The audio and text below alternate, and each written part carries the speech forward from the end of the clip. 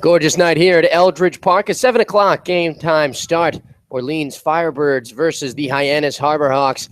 We'll welcome you in. Jack Heffer alongside Gabe Sustick. And Gabe, it's been a tough road so far for Hyannis. 0-3 start. And Orleans dropping a tough one last night, 3-2 to Chatham. Chatham scoring 2 runs in the bottom of the 8th inning there. But looking forward to a different start here, sending Jason Morgan from North Carolina, an ACC school, to the mound. A 6'6", 210-pound pitcher. He's got a lot of good stuff, and Orleans looking to get a win here tonight in their home opener. Yeah, and Hyannis even more trying to look for a win themselves. Still winless on the season, 0-3 as you mentioned. And really, when you look at their stats, as we'll probably get into them later in the game, they're very deceiving of what this team has. I mean, when you look at it just simply score-based, they've lost 2 games by 1 run. Both times in those games, they had runners in scoring position to try and tie those games up. When you talk about yesterday in the 10th inning, bottom of the 10th inning against Bourne, and both those games losing against Bourne, dealing against Harwich. But that game against Bourne yesterday, you had Tristan Hildebrand at third base and just not able to get him in to tie the game back up. So the team has found, at least offensively, we know what they can do, but it's come down to just finding the pitches at the right time to get guys and stop leaving guys on base, and that's been the biggest thing for them. And Tristan Hildebrand, like you mentioned, entering the lineup tonight, making the start at second base, and what has been a search for a second baseman. Peter Zyla making some starts at second, too, and now Hildebrand getting his chance to break into the starting lineup. And behind the plate also, Benito Santiago and Nate Rossi changing off spots. Rossi getting the start tonight after Santiago started last night. Yeah, I mean, the big thing for Hildebrand, he's really – last year, he was switching between shortstop and third. Maybe got 1 or 2 times over at second, but it wasn't a lot. So we'll see how he does here. But first, you get to see Hyannis bats first to come up. Dreg Habercorn, the center fielder, will watch the first pitch go by for a strike, a fastball on the inside corner. Habercorn starting in center tonight, Truitt in right. He'll bat second. And Zach Rutherford, the shortstop, will be in the 3-hole. And it's fouled off by Habercorn over the third base dugout on the left-hand side. Wind blowing lightly from right to left. Lights are on here. Gorgeous night once again last night against Bourne. A little chilly like tonight, but still a great atmosphere. The 0-2 pitch, a curveball swung on a miss by Habercorn. Jason Morgan picks up his first strikeout victim of the evening, and strikeouts have been a problem for the Harbor Hawks this season. Yeah, they definitely have been so far. As for Hyannis, already struck out 40 times so far this season. It's the most in the Cape, as you would expect. The next closest team is Falmouth at 26, so they get their 41st right there. And it's a little bit of a pick your poison when you come to this team. The pitch is fouled off chopped to first by Truitt. Triani has it, and he flips it on to Morgan for the second out of the inning, and a tough at-bat there. Truitt just swinging at the first pitch, an inside fastball, and he just flakes it to the first baseman in Triano. Yeah, it sounded like he broke his bat there with the contact, but just going back to the point of it being kind of a pick your poison, if you're manager Gassman, you want these guys swinging. You want them to get contact, and you can't do that. So the strikeouts are mounting, but it can look at a good side of it as well, that they're taking swings and stuff, but at the same time, maybe try to be more patient on the mound as well and look for a right pitch instead of just swinging at a lot of stuff. Jason Morgan delivers on the 0-1 pitch. It's low at the knees for a ball. Zach Rutherford, the batter, and Rutherford with a really hot start to the season, one of Hyannis' best hitters on the year so far. 5 hits and 14 at-bats. Here's the 1-1, low in the dirt, bounced. Jason Morgan with a good year at North Carolina, making 15 starts, 63 innings of work, had a 4.10 ERA, 3 wins and 3 losses on the year, 32 walks and 37 strikeouts. He deals Rutherford, chops to short. Baker is there. He'll make the throw to first, and Rutherford made it close, but they'll get the out as Morgan retires the side. We'll head into the bottom half of the first inning. Score still 0-0.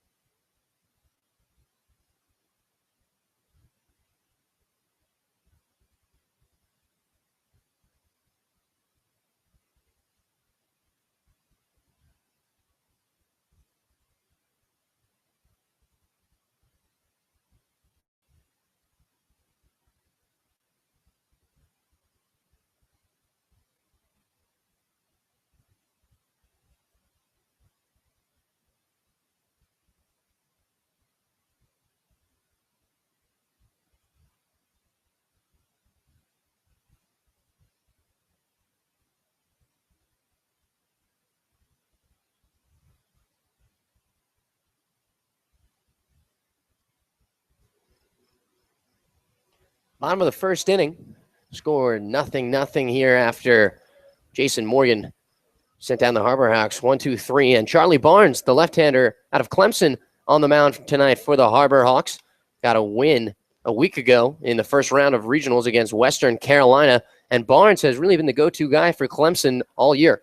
Yeah, he's had 15 starts, all of them never appeared in a different game. 4.48 ERA, though.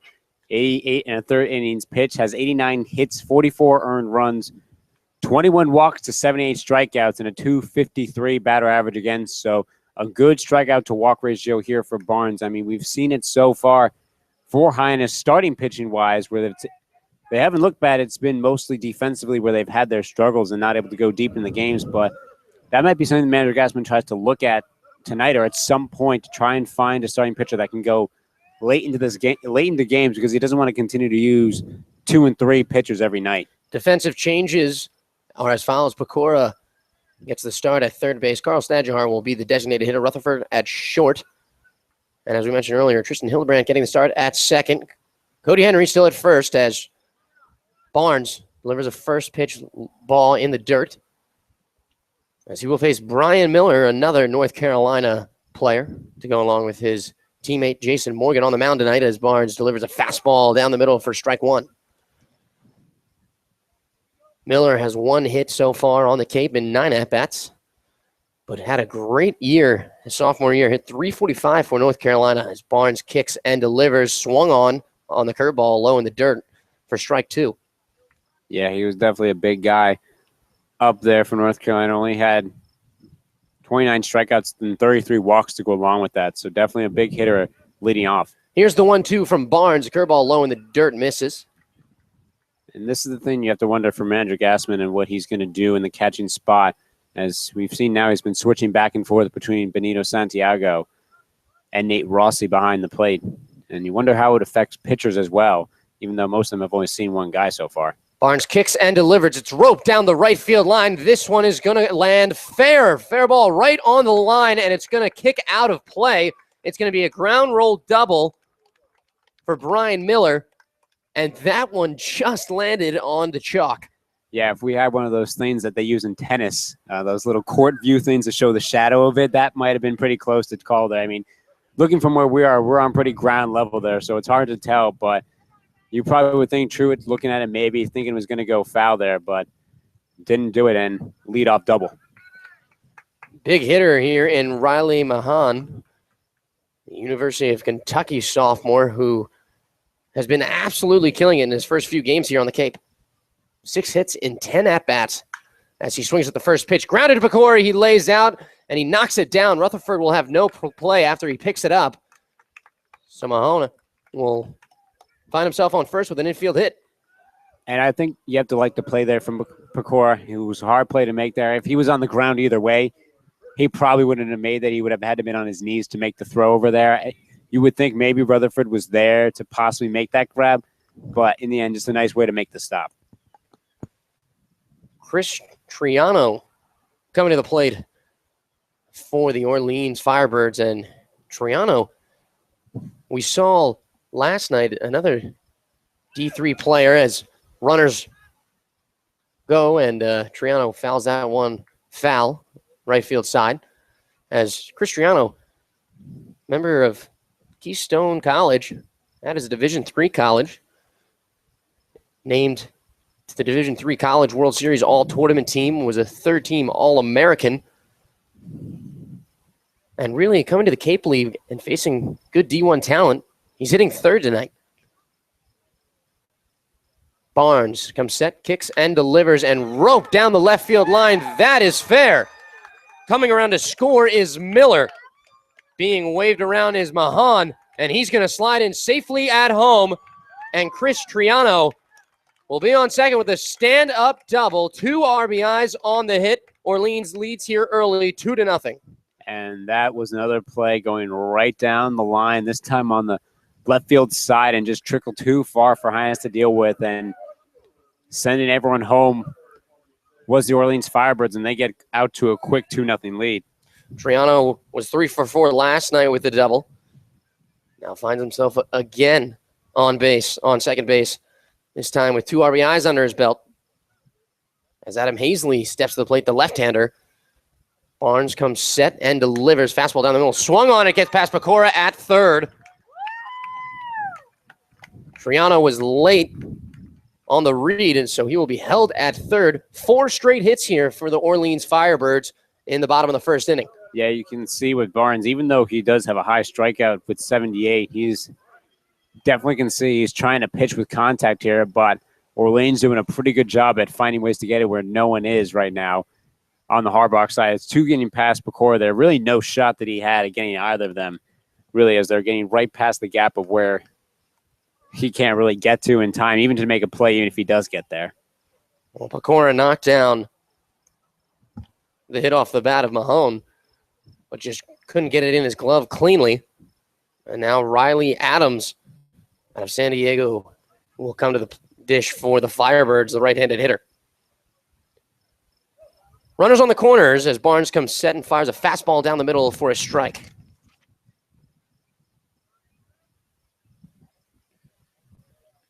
Adams doing the catching tonight for the Firebirds. 2 for 5 in last night's game. His first start of the year. Curveball low misses as Adams lays off. 2-0 here in the bottom of the first inning. No outs as Charlie Barnes giving up 4 straight hits. Runners on the corners. Barnes peers in for the sign. He comes set. Looks to home, kicks and delivers a fastball. Swung through by Riley Adams for strike 2. Adams taking a big hack at that one. Yeah, and Barnes now just trying to get a little more going here with Rossi behind the plate. You saw he shook off a couple of signs there before from Rossi, and we'll see what he does here to try and get the strikeout. The 1-2 pitch. Barnes comes set. Looks to first. Not once, but twice a curveball in the dirt. Rossi smothers it in front of him, and no one will advance. Barnes really having to be particular about his pitches. His off-speed hasn't been working well. Curveball, we've seen plenty of them in the dirt, although that one being a waste pitch. Still looking for that first out of the inning. Here's the 2-2. A fastball, it's roped into left field. Este's not going to have a play on it. It's going to get back to the wall. Coming in easily to score is Chris Triano, and rounding third is Adam Hazley. He's going to hold as he took a hard turn and cut it back. But another RBI double. This time it's for Riley Adams. Orleans now leading 3-0. No outs and runners on second and third. And this was not the start that Hyannis was looking for after last night's start as well. Yeah, Barnes is too much contact on. You can tell he's getting in the strike zone because guys are getting solid contact on him. He needs to try and find ways to get around the corners a little bit more. I mean, like you said, his breaking pitches have just not been getting in there, so he's had to deal with some fastballs. Here's Payne Squire. He watches the first pitch go by for a strike. Squire had an outstanding season for UNLV. Hit .375 this past year. Only 23 strikeouts with 26 walks. Swings through that curveball. Barnes fooled him. Count quickly moves to 0-2 as the infield stays back for Hyannis. 3-0. Orleans leading.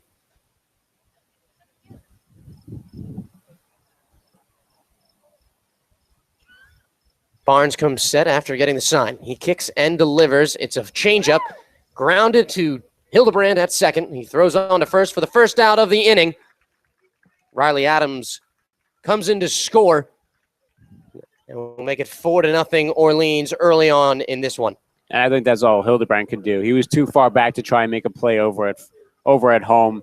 That would be too much of trying to be a hero here and limit the damage at this point because the damage has already been done. Try and get that first out the easy way. They do get one, but they still have a runner on third. Adam Hansley scoring on that play, and Riley Adams at third now. Correcting the earlier mistake as Barnes throws a curveball to Joe Baker, the shortstop. Played for Texas this past season as he fouls this one out of play over the first base dugout. Baker leading the team with RBIs. He's got 3 on the season and 2 hits. Also has a run scored. Tally that along with a double. 0-2 count. Barnes kicks and delivers. Swung on and missed. And that's a big out for Charlie Barnes as he gets Joe Baker swinging for the second out of the inning. Yeah, and the better way that he did it with his breaking pitch. He didn't have to use his fastball there to try and get the strikeout, and he's going to need to do that a little bit more. His breaking pitch has been missing a little bit, and that's really what's been hurting him, is that he's getting more contact with the fastball because the guys are seeing it a lot more because they know what he's going to give him. First pitch strike to Tristan Rojas, who's entering his first at-bat of the season out of Seminole State College. Barnes seemingly finding the zone later in the lineup. His fastball missing the outside corner as the count moves to 1-1.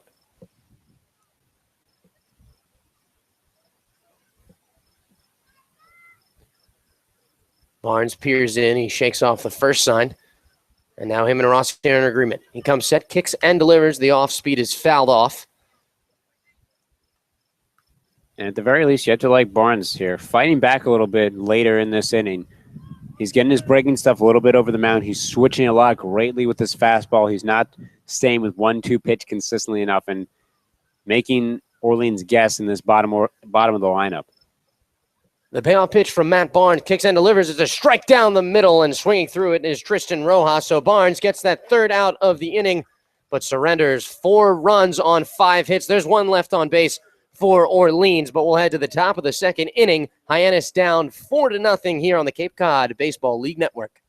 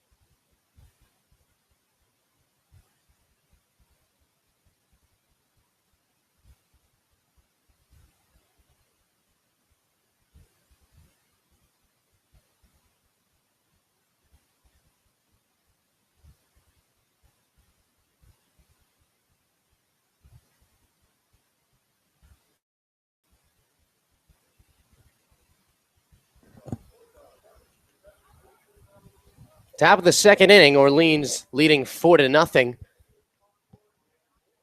As Hyannis still trying to get to Jason Morgan, who sent down the side in the top of the first inning.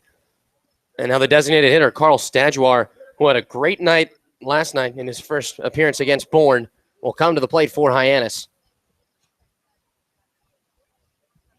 The pitch, Staguar swings, it goes to third. Jones makes the throw on to first, and there's 1 away, 1 pitch, 1 out for Jason Morgan. And Staguar had pretty solid contact on it, but hit the dirt pretty quickly and pretty much right in the direction of Jones there. And as you mentioned, did have that 2-run game-tying home run to help Hyannis at least extend the game against Bourne, just unfortunately not able to win that game as well. Cameron Este makes his way to the plate. He watches the first pitch go by for a ball. Well, Jason Morgan and Este both new to the Cape League. Morgan playing in the Cal Ripken League last season for the Baltimore Redbirds as he gets a strike on the inside corner. Dominating in the Cal Ripken League, a 1.79 ERA with 5 wins and only 2 losses. 1 complete game as well. The pitch, a curve strike, and everything that we've seen so far from the Tar Heel looks excellent. His pitches are hitting. His fastball with a lot of movement and a lot of velocity. Morgan kicks and delivers. SA swings and fouls this one sharply over the left field dugout. Excuse me, the third base dugout. There's no left field dugout, is there?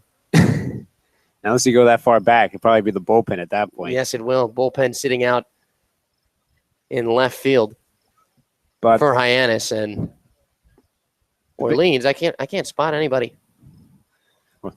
Oh, dead right center field. Here's the pitch. It's on the inside corner, and Este goes down looking. That's his 7th strikeout on the season. yeah, and Este just dealt there by Morgan. And like you said, Morgan doing very well here, whether it's been with the strikeout. He only has 2, but he's induced a lot of ground balls right to his defense, not able to get into the gap. Has Hyannis and not able to get really much air on it as well, which has been a big issue for them. Well, here's Nate Rossi, the catcher, as he watches strike 1 go by. Jason Morgan looking dominating up there, not only because he's 6'6". Rossi has only appeared in 1 game this year as he watches strike 2 go by, a fastball at the knees from Morgan. Rossi, a 2-for-4 day against Harwich on Saturday evening. Morgan kicks and delivers a fastball in the outside corner, not hitting. That one was close. The count moves to 1-2. 4-0 here in the top of the 2nd inning. Orleans leading with 2 outs and the catcher Nate Rossi up. Morgan kicks and delivers and swung on by Rossi, fouls it back. Just gets a piece of it. As Riley Adams hopping up on that one a little bit. Looks like it nicked him. Yeah, it seemed like it nicked him there, but just a nice job by Rossi trying to stay in this at bat, trying to make Morgan work a little bit more. Here's the 1-2. Fouled off again. And again, it will land in between the legs of Riley Adams. Adams, a not so small man himself behind the plate there. 6'4" catcher. It's tough to get down there all the time. Here's the pitch from Morgan. It's on the outside corner. Doesn't hit. Count moves to 2-2. Nate Rossi working himself out of a hole. I think that's what you have to like, because now he's given a chance for other guys to kind of see what Morgan does. Here's the 2-2. Swung on and shot to third. Jones is there. He'll take 2 hops, and he'll throw on to first for the 3rd out of the inning. So once again, Morgan retires the side here in the top of the 2nd inning. We'll go to the bottom of the 2nd. 4-0 Orleans leading on the Cape Cod Baseball League Network.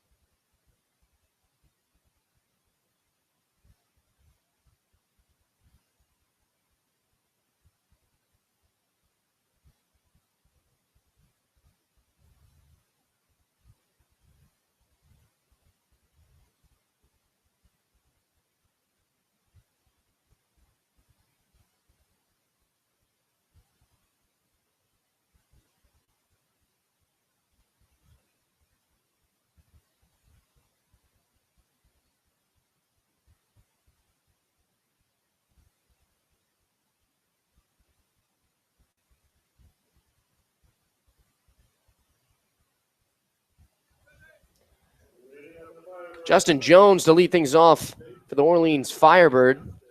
Up 4-0 here in the bottom of the 2nd inning. Jones, a 2015 Louisville Slugger freshman All-American. And this year, hitting .290 for his Georgia State University team for a very good I shouldn't even say good, a great hitting Orleans team as he swings through the first offering from Barnes. Orleans has been doing pretty well with the bats so far. Granted, it's early in the season, but already have the second best bat average at 320 and the second best on base percentage at 390. Barnes kicks and delivers. It's fouled off behind the screen, out of play. And that on base percentage, highest in the league so far. That's a big factor, even though they took a tough loss last night to Chatham. Mentioned that a little bit earlier, a 3-2 loss. Bottom of the 8th inning, Patrick Mathis hitting a bases-clearing triple. Ended up with 2 RBIs on the play in the bottom of the 8th, and Orleans scoring one in the 9th and had a runner on third with 2 outs. Weren't able to get the job done. Here's the 1-2 offering from Barnes. It swung on and missed, and Barnes has got his second strikeout, victim of the game. Yeah, and Barnes looking a lot better now, and he seemed to grasp a little bit more as he was going to the bottom of the lineup here. But he's going to quickly have to show himself here as he's now back to the top of the lineup where they greatly dominated him. 4 straight hits from the top of the lineup. Brian Miller stepping in. He led the game off with the double on the right field sideline, nailing the paint in the outfield as Barnes misses with his first pitch low and away. The left-hander in Brian Miller at the plate. Barnes kicks and delivers the fastball down the middle for a strike. And to give you an idea for how tough it's been for Hyannis pitchers going so far, they have a 1.94 whip. And along with that, had to face 136 batters so far this season. Next closest is at 111, and Orleans has only had to face 68 in the 2 games they played so far. Granted, Hyannis has had to play 1 more game. That's efficient pitching as Barnes misses there. Curveball low in the dirt, and the count will move to 3-1. And Gabe, you're exactly right. Pitchers, we haven't seen a pitcher for Hyannis move past the 5th inning. A lot of use from the bullpen. Barnes kicks and delivers a fastball on the outside corner for a strike, and the count will go to full. Yeah, I mean, really, it's the starting pitching that's really been holding Hyannis down for the most part. It's been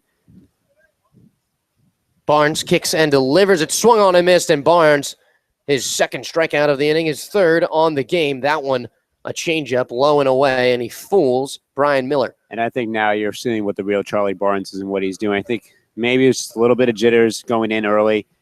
Didn't know what he was expecting. He's only recently been on Cape and getting the start now against when your team's looking for a win. But I think you're seeing now with 4 straight strikeouts. And talking to Chad Gassman earlier, saying, hey, Coach, well, the early struggles, what's going on here? As this one is chopped to the shortstop, Zach Rutherford. He throws on to first for the 3rd out of the inning as Riley Mahan goes down. Good inning for Charlie Barnes, 3 up, 3 down with 2 strikeouts. We'll head into the top of the 3rd inning. Orleans still leading 4-0. Cape Cod Healthcare is the leading provider of healthcare services for residents and visitors of Cape Cod with 2 acute care hospitals and more than 450 physicians. For more information, please visit capecodhealth.org. Cape Cod Healthcare, expert physicians, quality hospitals, superior care.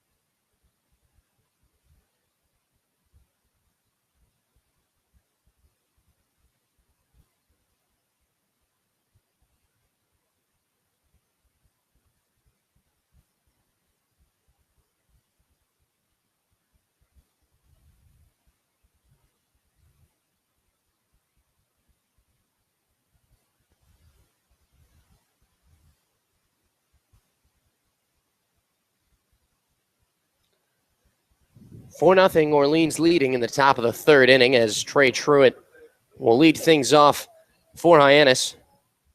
It's Anthony Pecora, the third baseman. Got a little bit confused. Both of them wear the high socks.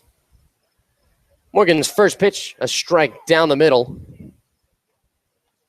Anthony Pecora, freshman out of Wagner. A 270 for them in 29 games. As the next pitch low in the dirt from Morgan.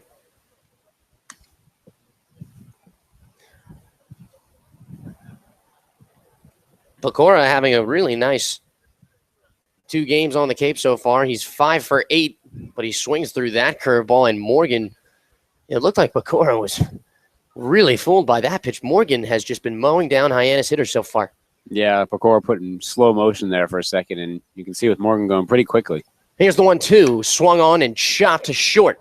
It's going to be Jones who's going to make the play from third as he stole that one from Baker.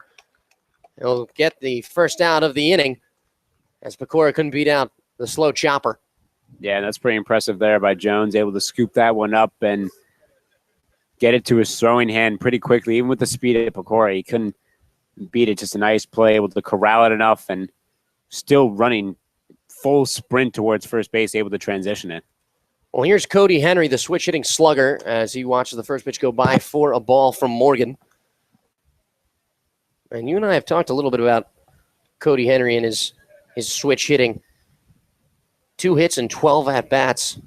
One of those a home run from the right side, this time batting as a lefty against the right-hander in Morgan, who misses again with the ball, and as the count moves to 2-0.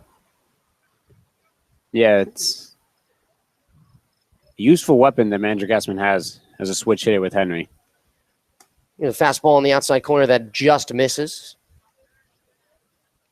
3-0 the count. Although the only thing now you have to figure out is Morgan on the mound, because no one's been able to do that so far, no matter what way you bat. Here's a 3-0. It's a fastball that hits on the outside corner for a strike. Morgan, a very talented right-handed pitcher. Was in the bullpen most of his freshman year, was ranked the number 5 right-handed pitcher in North Carolina, but this time misses inside as Cody Henry will take a jog to first. His second walk of the season. I think that's what you like to see from Hyannis, especially against Morgan, who's been really, like you said, mowing them down. You come up with a guy with Henry who's a big bat to come through and try to make a swing, but he just sits there and waits for a throw by Morgan. He never sees one really good, and he gets on base either way. Only the 4th walk for Hyannis this season in the 4th game.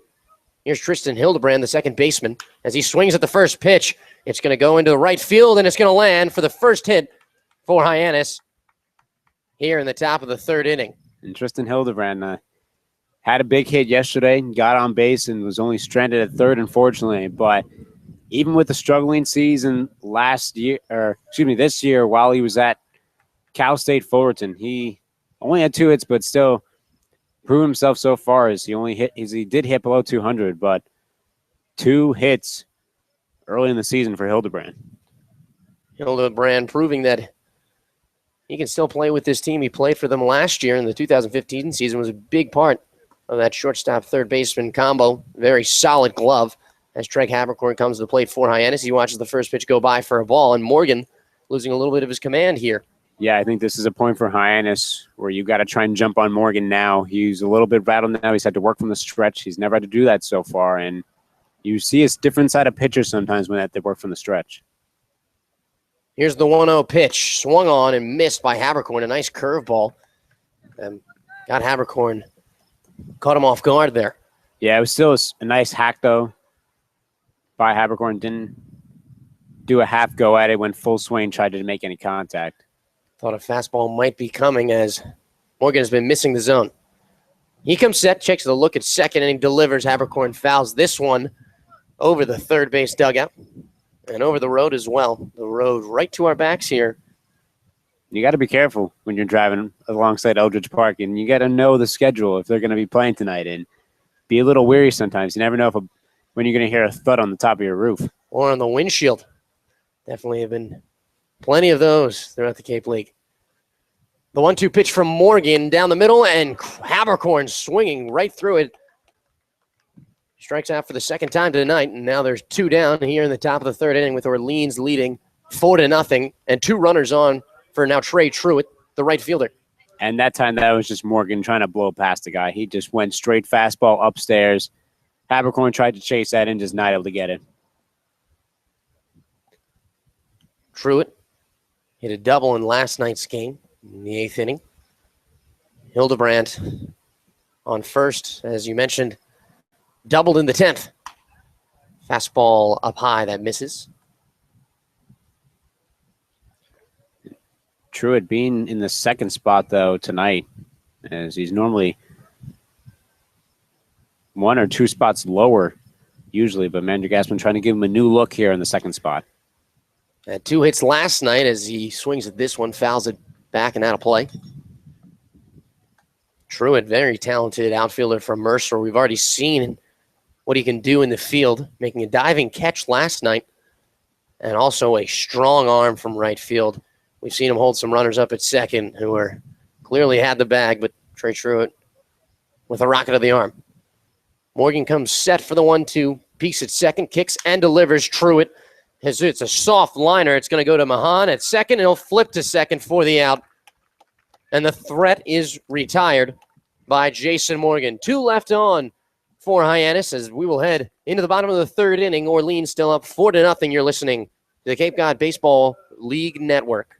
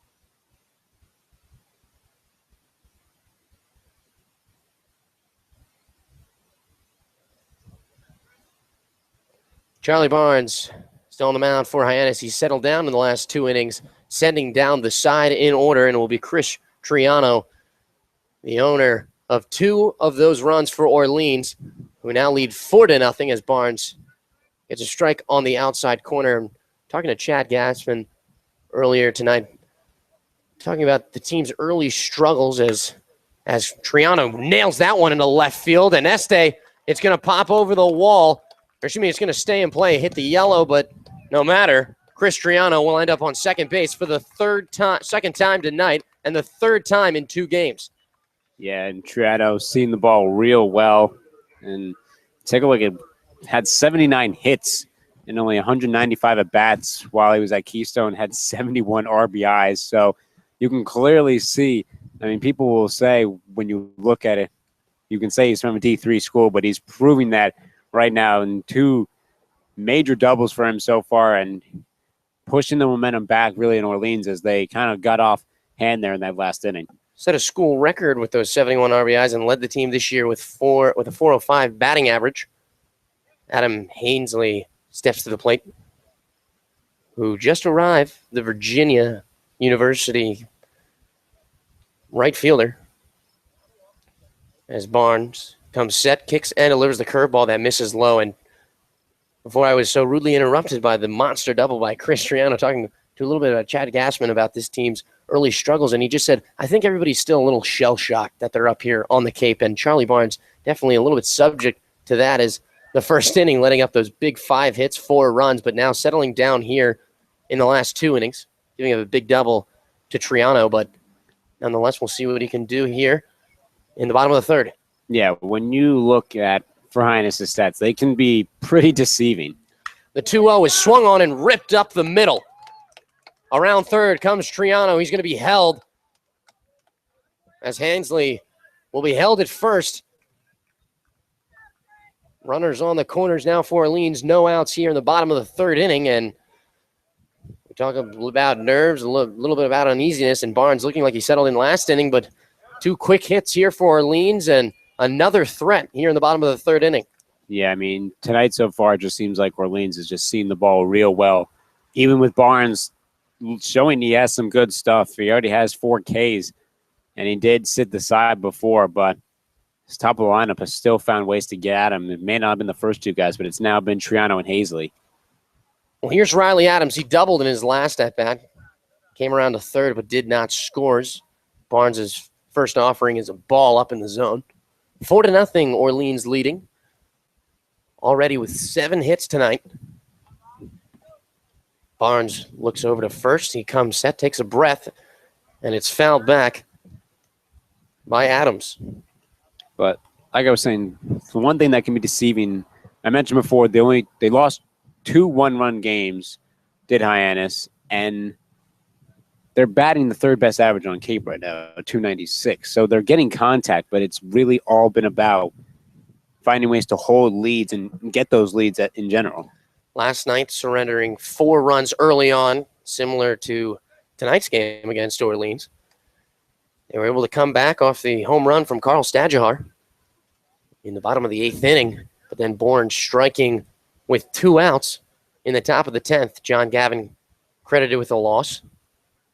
Another Cal State Fullerton player, along with Hildebrand at second.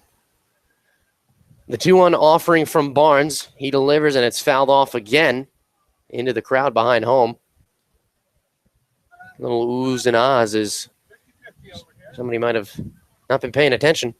Everybody seems to be okay. Yeah, it looks like someone almost made the grab, but definitely a nice way to how you place the fans here. They're all little grass ledges that everyone puts their beach chairs on, and it stretches far out, all the way over the right field of play.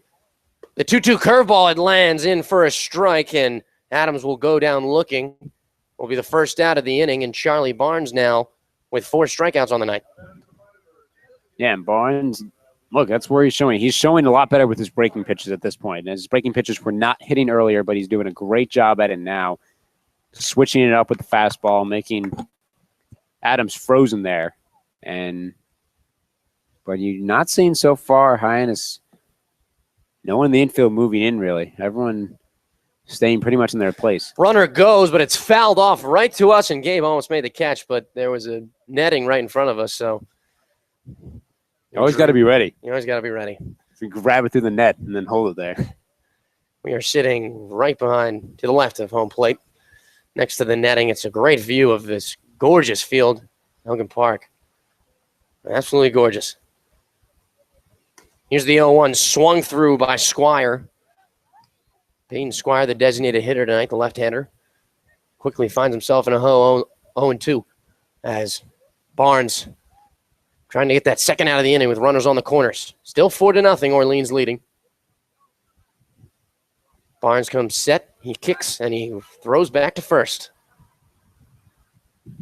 Barnes has to keep an eye on Triano over there at third, as Triano was watching him throw over to Henry, but Henry keeping an eye on him as well as he gave a slight move. Here's a pitch from Barnes. It swung on and popped into right field. Truitt coming under, and he's going to make the grab. The runner thinks about going to third. Oh, excuse me, thinks about coming home, but is held. And we talked about Truitt's arm earlier, and it seems like Chris Triano on third base knows about it. Yeah, Triano wasn't going to mess with that when you got a speed guy like Truitt, full speed coming into the infield, and then got the play. He hesitated, and you can never really hesitate if you're going to try and run home from third in a short pop out like that. And I'm sure True was hoping he tried to do it to try and show off that arm. Joe Baker bunch. Charlie Barnes is there. He's going to have a play at first, but he throws it away. 1 run will score. Intriano, the ball will go out of play. Joe Baker ends up on second base. And it looks like they're going to hold Adam Hazley at third. So an error will be charged to Charlie Barnes. And what a great play by Joe Baker to lay down the butt. He recognized that Pecora was way back at third, and he put the pressure on both Rossi and Barnes to make the play. And clearly, we've seen it time and time again in these last 3 games. A pitcher not really feeling his position well for Hyannis.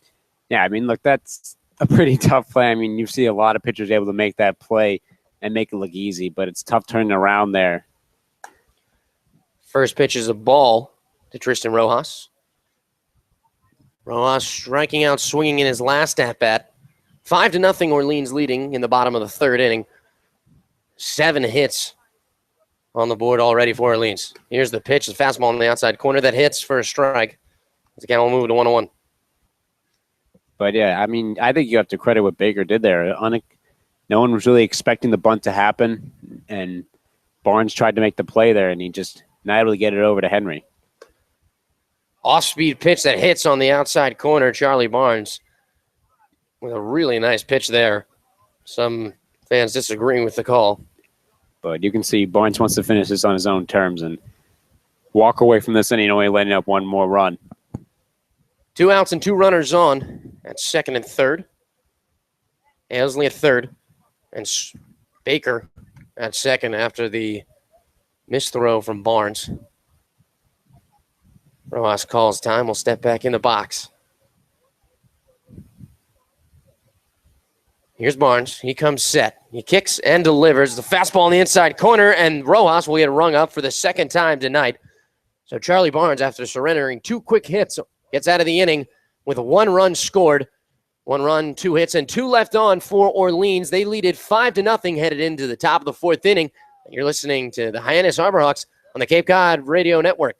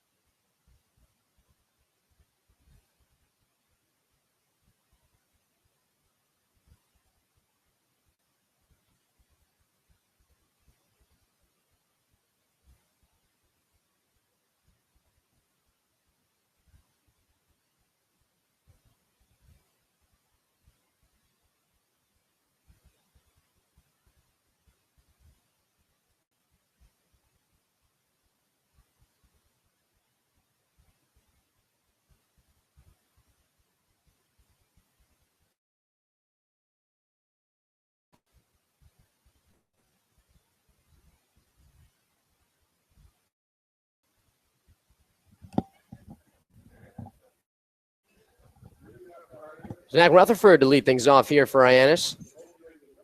Finding themselves down early in the game, 5-0 here in the top of the 4th inning. And Jason Morgan has just been fantastic for Orleans so far. Yeah, he's done a superb job. Had a little struggle in that previous inning, though, but he easily got himself out of that in the end. Here's the 1-0 pitch. Swung on by Rutherford. That one is deep, and you can say goodbye. Gone. Zach Rutherford with the Sholo shot to deep left center field, and there was no doubt about that one. He absolutely crushed that one into the tennis courts beyond left field. Yeah, there's no other way to say that. Rutherford completely smashed that. You heard it from the crack of the bat. Rojas knew it. Rojas turned around, looked at it, and saluted to it. Hopefully didn't hit a car anywhere there, but a huge momentum boost for Hyannis. They don't even need to watch out for guys on base. Rutherford says, I'm going to score on my own here. Zach Rutherford sent that one to the moon, and it's not going to come back as Stadjar takes strike one from Morgan. Stadjar himself knows a little bit about Cape League home runs, getting his first one last night in his first appearance with those unzippered pants. The zipper broke, and he credited his strikeout in the 10th inning to that. Fouls this one away. The count moves to 0-1. Thankfully, he has new pants now. But, yeah, this is a dangerous spot now. I mean, you have Truitt. You have a lot of big hitting guys. I mean, Rutherford not known for big hitting, but just a good hitter. But you got a lot of good hitting guys in the top lineup. Stadjar lines it right back softly. Second baseman Mahone will be there at second to make the play after the backhand. That was a weird hit there from Stadjar. It went right back at Jason Morgan, but he didn't have enough on it. Looks like he didn't get it at the barrel of the bat. Yeah, it didn't sound like it broke. Normally when they're going that slow, you would think he might have chipped the bat a little bit, but definitely seemed like he might have gotten a little bit too low near his hands there. And it did look like it was going fast. And he probably thought it was going fast by Morgan there as he had to get out. But it was a nice play, though, by Mahan at second. Yeah, Morgan seeming a little bit surprised. Tried to duck out of the way there, but nonetheless, he gets the first out of the inning. And now Cameron Este at the plate. He lines this one up the middle, but not before Joe Baker grabs it on the forehand. He'll throw to first for the second out of the inning. So 2 hits by Harborhawks have gone dead center up the middle, but have been fielded by the middle infielders for Orleans. Yeah, I mean, the one thing Morgan has done, aside from just nice placement, he's gotten guys just to simply ground out. I mean, even with Rutherford having that major home run in this inning, he's induced a lot of ground balls, and he's put the ground balls right where his defense is. Nate Rossi, the batter, he watched the first one go by for a ball, and Morgan, he shows you what kind of pitcher he is, bounces right back from that moonshot by Rutherford, gets 2 quick outs. He kicks in, delivers, fastball down the middle. Rossi flares it into right. That one is slicing foul, and it will land foul. Hyannis not lucky enough to try and get that slight little hop there. It was a sizable distance away from the line, but at this point, this has been the same story that it was in the third. Hyannis jumping at Morgan a little bit, but he's been able to fight him off for the second straight time now. Here's the 1-1 from Morgan as he kicks, delivers a fastball that misses the zone. Riley Adams gives him a little nod. Likes the velocity under it. But so far, Rossi's been one of the few Harborhawks to really challenge Morgan and throw as many pitches as he can. Morgan deals and misses low. The count moves to 3-1. You can see right here as Rossi went to a 2-2 count the last time he was at bat. Now he's at a 3-1, so he's a guy that's been making Morgan work a little. Morgan kicks and delivers. Rossi swings. It's popped up. This one looks like it's going to stay in play. Triano is over, and he'll make the grab in foul territory for the third out of the inning. So after the Zach Rutherford home run, Morgan retires the side for Hyannis. 5-1 here. Headed into the bottom of the 4th inning. Orleans leading. You're listening to the Cape Cod Baseball League Network.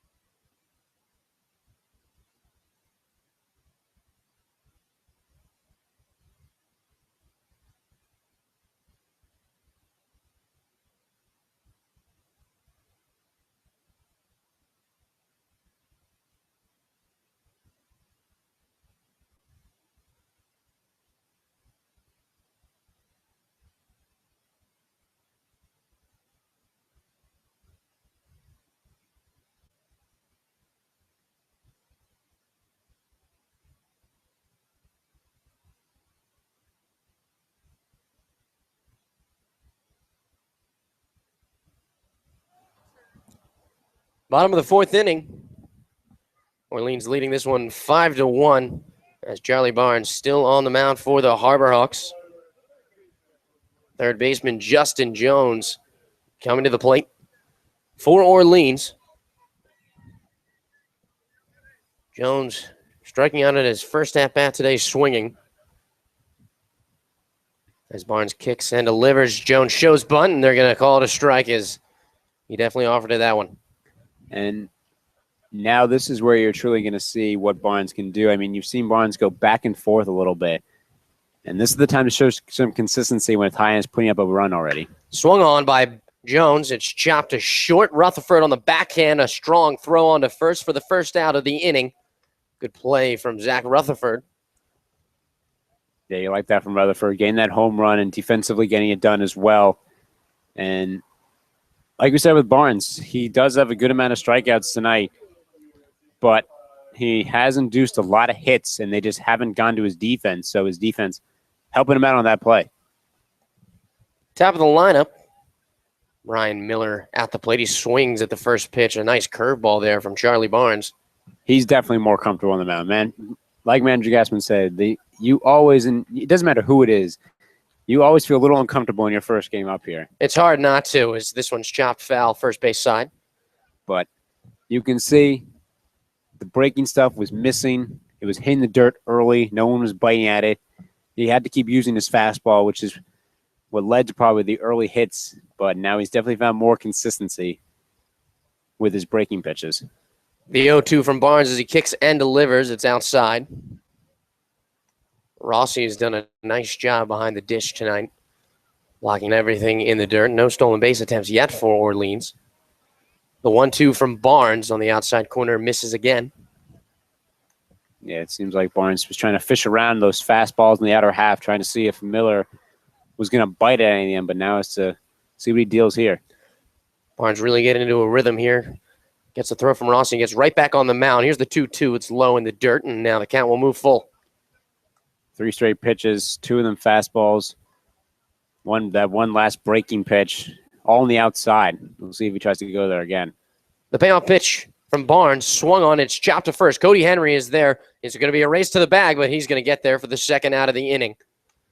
Good work from Cody Henry. Turns on the Jets there a little bit as Brian Miller speedy down that first base side, quick out of the left-handed batter's box. Yeah, and you see with Henry a lot of times, it's been about 4 times now you've seen him with plays right to him, and he's taken a lot of time.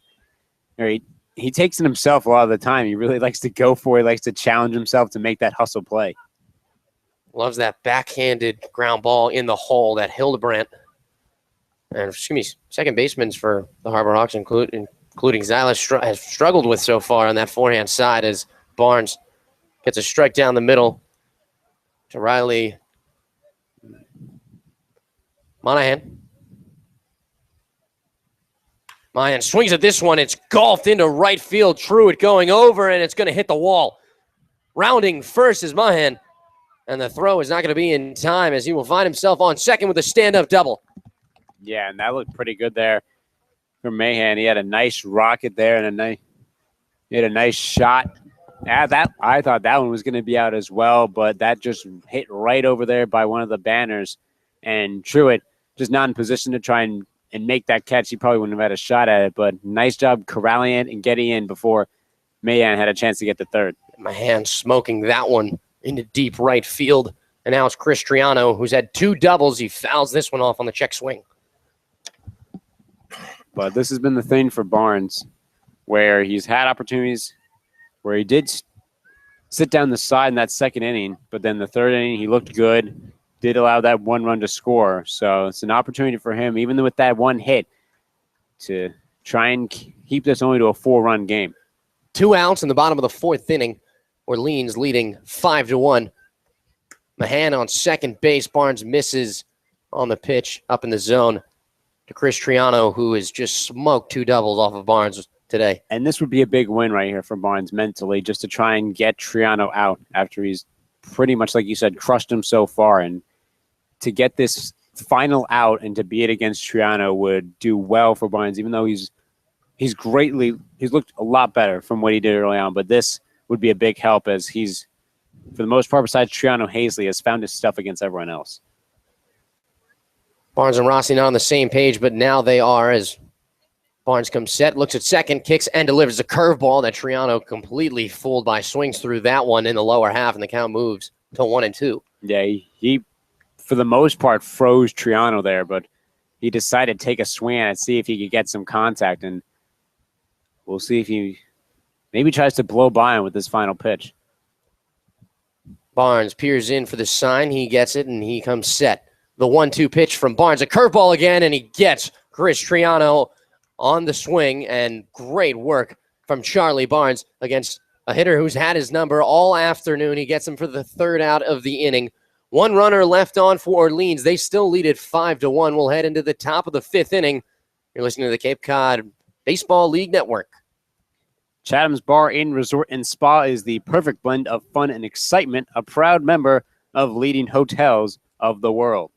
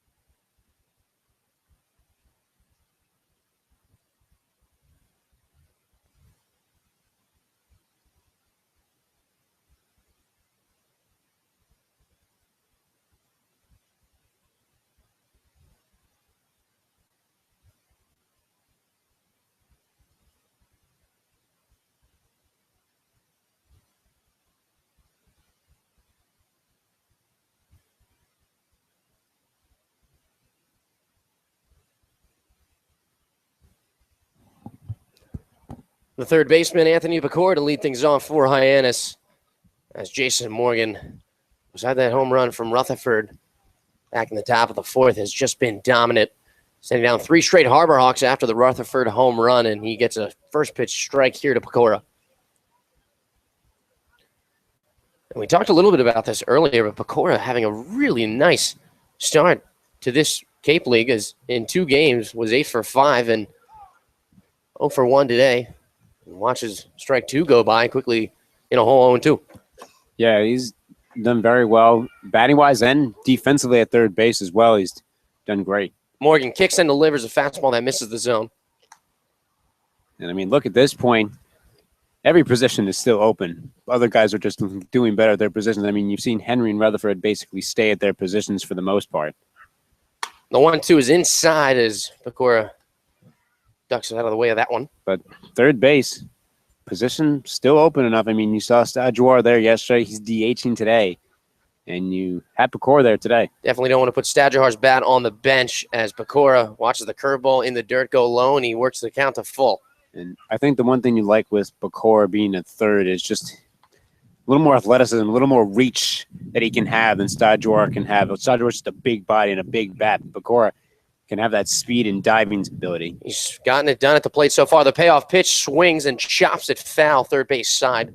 A little bit ahead of that off-speed pitch. He kind of reminds me, at least a couple of times that he's hit it, has that, I'm blanking on the name now. I'm thinking of Hideki Matsui, but I just remember that he just hit a home run, Ichiro Suzuki. And he always has that where he leads with the bat, and he kind of is already in mid-run as he's kind of taking a hit.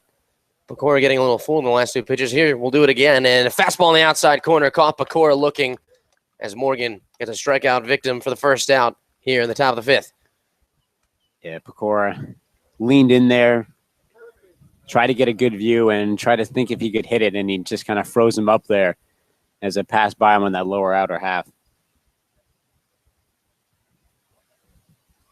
3 strikeouts on the day for Jason Morgan. As here comes Este. Este launches this one into right field, back at the track, at the wall, and they're going to make the grab.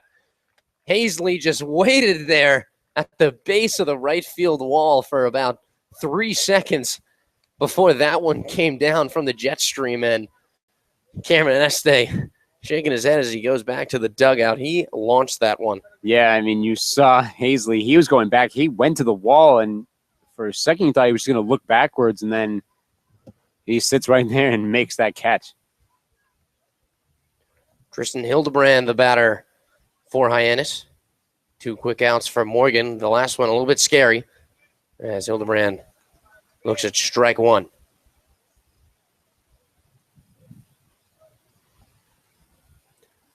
Sun's setting behind home plate as the lights are on here at Eldredge Park as Hildebrand swings through that fastball. A lot of speed on it from Morgan.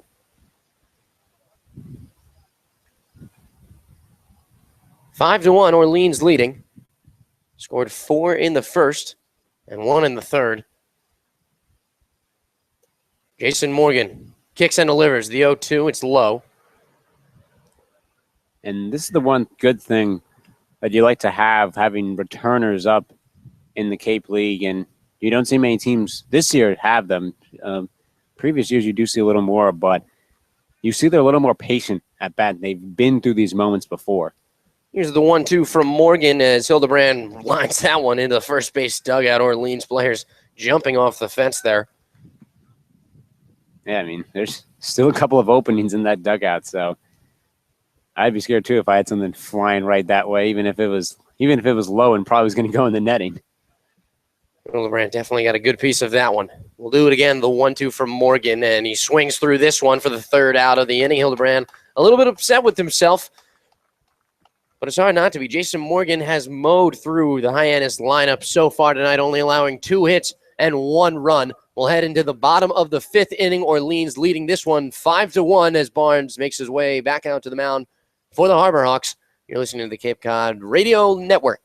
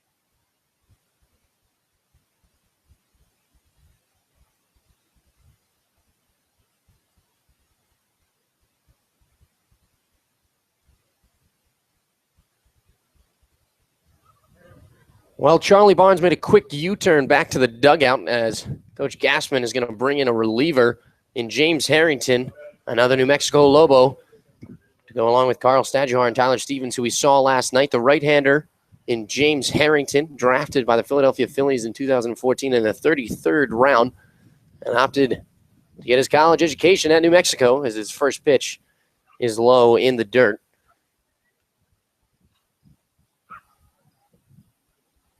Adam Hazley, the right fielder, the batter for Orleans, as he swings at this one, chops it down the left field line, out of play. Hazley, we mentioned his name earlier, out of Virginia, just getting here today. Hit .304 during the 2016 season, but also made 13 starts on the mound. Little dual threat there. Had 9 wins, 3 losses, and a 1.73 ERA. That's very impressive. Started 60 games in right field as well. Fastball on the outside corner hits as the count moves to 2-2. And when you talk about with Harrington, who as mentioned, comes from New Mexico. Another usual starter for them, as is Tyler Stevens, but getting a relief appearance. He gets the ground ball in the dirt there. Had a 6.04 ERA, though, and 10 games started, 12 appearances, a 7.2 record, 53 and 2/3 innings pitched. 2-2 swung on and missed by Hazley. First out of the inning and first strikeout here for Harrington. But gave up 70 hits, 36 earned runs, 17 walks and 26 strikeouts, and a bat average against of 320. Although starting out strong here with a strikeout to Hazley, who was the only person besides Triano who had taken care of Barnes with 2 hits, but he gets a strikeout as well. Riley Adams watches the first pitch go by for a strike. Adams 1 for 2 on the night with a double way back in the first inning. 5-1 Orleans leading here in the bottom of the 5th. Harrington kicks and delivers. It's swung on and foul off himself. And the count moves to quickly 0-2, and pitching has really been a problem here for Hyannis. The bullpen, though, in the last few games has been excellent. We saw some good innings from Garrett Cave, Daniel Johnson. Last night, Tyler Stevens coming in and pitching 2 good innings. Starting pitching has really struggled. Here's the 0-2 pitch. It's in the dirt, swung on and missed. That one bouncing. Rossi is going to have to throw down the first, and he'll get it. Second out of the inning for Harrington. Yeah, and I think the one thing that you like to see from all these guys, and you've seen it a couple of times with Johnson and Cave already, is getting a second opportunity in relief appearance. I mean, when you talk about both those guys coming in big moments, and when you talk about it for other guys, for Pesto and Tristan Barlow as well, coming in poor conditions as well for their first time, you always want to see second. Swung on and hit right to Rutherford, and he'll make the grab for the third out of the inning. Peyton Squire, 1 pitch and 1 out. He'll sit down on the bench. So a 1-2-3 inning for James Harrington. A good way to start off his career as a Harbor Hawk. And we'll head into the top of the 6th inning. Orleans leading it here 5-1. You're listening to the Cape Cod Baseball League Network.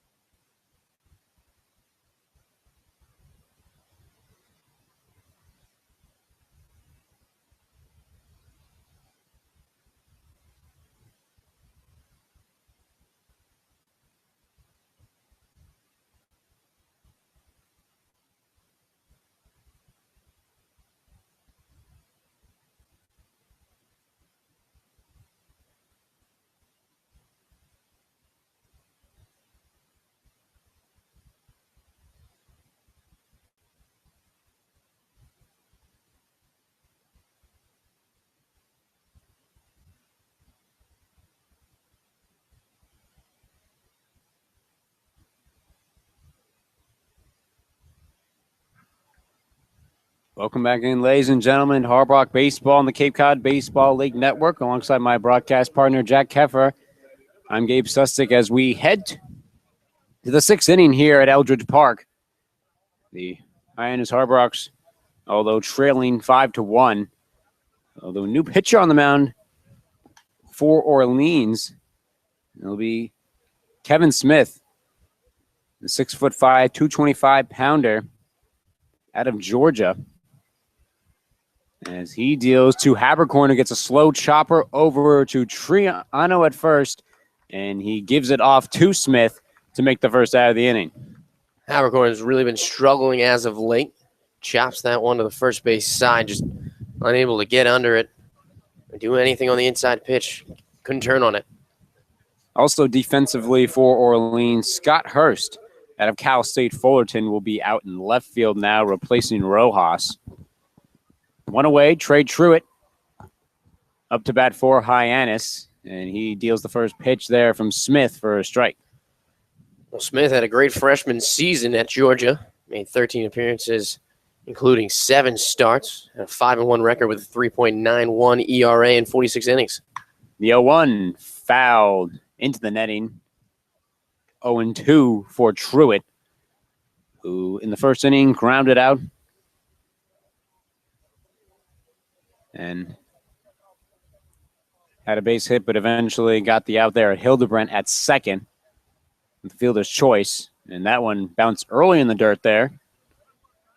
So it'll be a 1-2 count here for Truitt. He's played right field every game so far this season, this early season for the Hyannis Harbor Hawks. And he sees that fastball go outside for a 2-2 count.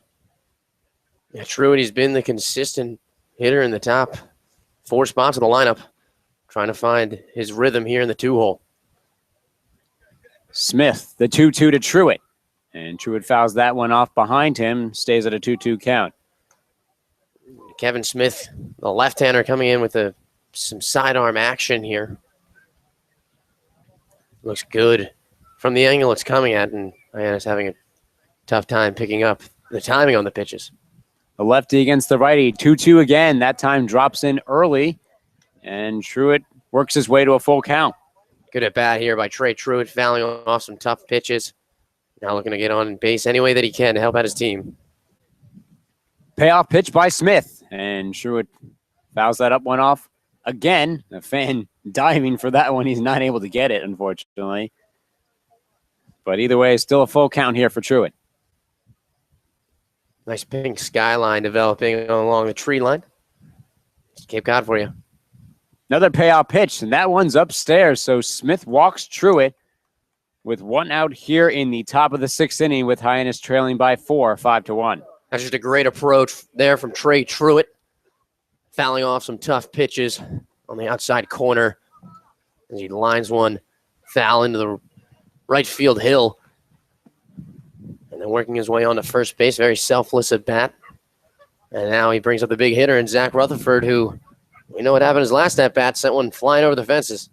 No doubter to left field for Rutherford. This time he has a man on, and he sees a fastball upstairs by Smith for ball 1. Only 2 hits on the day so far in 5 1/3 innings for Hyannis. Not the offense that you're used to. Throw back over to Truitt. He gets back safely standing up. Smith not being too deceitful with that one as he threw a lazy pitch over to Triano at first. He deals though to Rutherford. That one gets inside for a 1-1 count. And you know, those 2 hits, strong hits, obviously one of them being Rutherford's home run, but all the credit due to Jason Morgan, who's absolutely fantastic tonight on the hill for the Orleans Firebirds. The 1-1 fouled off over the dugout of Orleans. And Rutherford with a 1-2 count. Morgan, 4 strikeouts on the night, inducing a lot of ground balls and pop flies as well. But he was just dominating Hyannis hitters. Another lazy throw over there by Smith to Truitt. As Smith doesn't have to be too careful as he stares right at Truitt every time he takes a pitch being a lefty. 1-2 pitch to Rutherford. And Rutherford is frozen there by that pitch inside for the second out of the inning. Boy, great pitch from Kevin Smith. And you know what? He really got Rutherford's timing off there by throwing over to first and checking Truitt, who doesn't have that big of a lead. Truitt, not the biggest threat to steal, has some wheels on him. But Smith just doing a nice job of disrupting a very good hitter in Rutherford. Now he's got to face another one with 2 outs here in the top of the 6th in Stajuar. And that fastball misses upstairs to Stajuar. As Truitt, while at Mercer, only 2 stolen bases out of 6 attempts. So even though he shows the speed in right field, not as much on the base paths as the 1-0. Called the strike on Stajuar as he slides out of the way, but it sneaks inside there for a 1-1 count. And you know, Stajuar gave the nod there. He knew it was a strike. He just had to get out of the way of that one. He's really hugging the plate there. Throw back over to Truitt. Once again by Smith. So he will regather himself. Hyannis trailing 5-1. Trying to find their first win of the season, starting out 0-3. As that one, big swing and a miss there by Stajuar makes it a 1-2 count. Swings big and he misses big. Carl Stajuar, huge bat in this Hyannis lineup. Much needed one. We saw that last night, and I'm sure we'll see it many more times to come. The 1-2 runner goes, but it doesn't matter as Stajuar swings and misses on the fastball upstairs. So Hyannis has 1 stranded, and they still trail 5-1 as we head to the bottom of the 6th inning here from Eldredge Park on the Cape Cod Baseball League Network.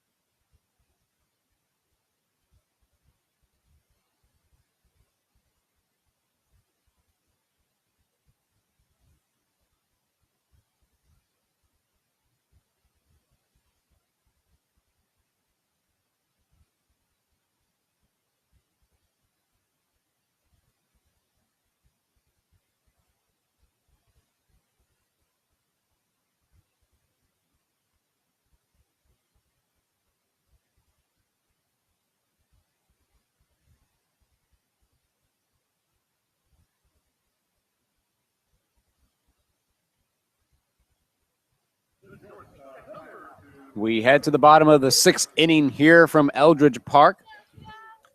The Orleans Firebirds, 1-1 on the season. They lead 5-1 over the Hyannis Harbor Hawks, who are 0-3, trying to find their first win of the season. First pitch called for a strike on Joe Baker, the shortstop. James Harrington relieving Charlie Barnes in that 5th inning. And swinging and missing at the breaking pitch there by Baker, and a quick 0-2 count as Harrington was able to sit the side there with 2 strikeouts in that 5th inning. Look to do the same here. 0-2 pitch to Baker, and he gets a piece of that one. Flies out to left center, but getting into that one easily is Este for the first out. Yeah, Baker got a good piece of it. It was up in the zone, and he just got a little bit under it. Sounded good off the bat. 350 to left center field, and hit it a good 330, 340, but not enough. For those of you who are not as aware of the dimensions here of Eldredge Park, it is a literal diamond when it comes to the outfield. There is a single point that is 434 to that point. And as I have been told, only one person has ever gotten it all the way out there to that 434 mark. So it's... Who was that? The place where... Unfortunately, the person who told me did not remember, but he was told that someone... Man. So it's a... Unreliable source there, but hey, I believe it. Local Cape Cod legend. That one flies into someone's house probably as it goes out of play. But this is as they do move around the All-Star games, as that one just misses the outside there by Harrington for a 2-1 count. They do switch around the All-Star games. It's in Chatham this year, but be an unfortunate place to have a home run contest when it comes to Orleans, as that one gets on the lower half there for strike 2. Yeah, I would not want to be hitting out into dead center field there, especially with a wood bat. These college players. Although Rutherford did give that one a ride. Could have given it a shot if it went to dead center. And he fouls that one right near us once again, and he'll stay at a 2-2 count. Does Scott Hurst, who, as we mentioned, came in defensively for Rojas. And he swings and misses at that one there by Harrington for the second out of the inning and the third strikeout already of the night for James Harrington. Wow, what a great off-speed pitch on the outside corner there. Just fools Scott there. Swings right through it. And now we'll face Justin Jones, who's had a good night. Jones up to bat here for the Orleans Firebirds in the 9-hole. 2 outs here. And he sees a fastball blow by him for strike 1. Jones playing third base tonight. Just made some great plays over there in the hot corner. The 0-1. Fastball this time on the lower part, and it quickly an 0-2 count. Had a nice forehand play that robbed fellow shortstop Baker of making a play. Jones, he's got some good range and a strong arm. The 0-2 by Harrington, and slightly getting a piece of that dropping breaking pitch. And it just goes out of the reach of the kids into the street. And Jones will stay alive in an 0-2 count here in the bottom of the 6th inning with his team leading 5-1. The red sky has almost completely cleared off as many fans were trying to get a picture of it before it ended. 0-2 once again here from Harrington. He deals that one too low for ball 1. Yeah, try to add to the Instagram collection. I don't blame him. Gorgeous night to do so. You can probably catch that sunset every night here. The 1-2 from Harrington. Got him looking there at Jones for the second strikeout of the inning for Harrington, his 4th of the night. And once again, sits down the side. 1-2-3 here in the bottom of the 6th. We head to the 7th inning. The Orleans Firebirds leading 5-1 over the Hyannis Harborough on the Cape Cod Baseball League Network.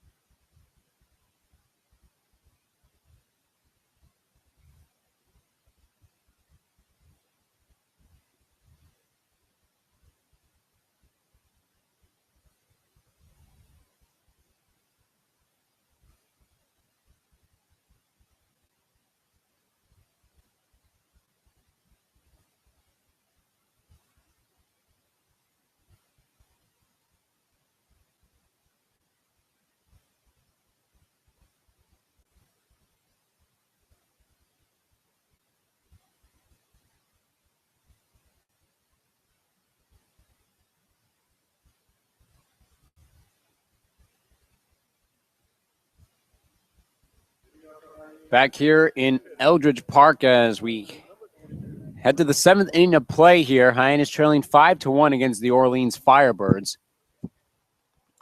And a change in the lineup here for Hyannis. Cameron Este will sit. And Drew Wharton out of Clemson will be taking his spot here in the 7th inning, leading off as Smith deals that one outside, and it'll be a 1-1 count on Wharton. Yeah, Wharton getting the start last night in right field, or excuse me, as the designated hitter. Was 1 for 4 and came around to score. And the 1-1 froze up Wharton there as it slides in for a 1-2 count.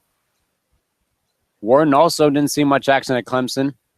Sophomore, 6'3", 205.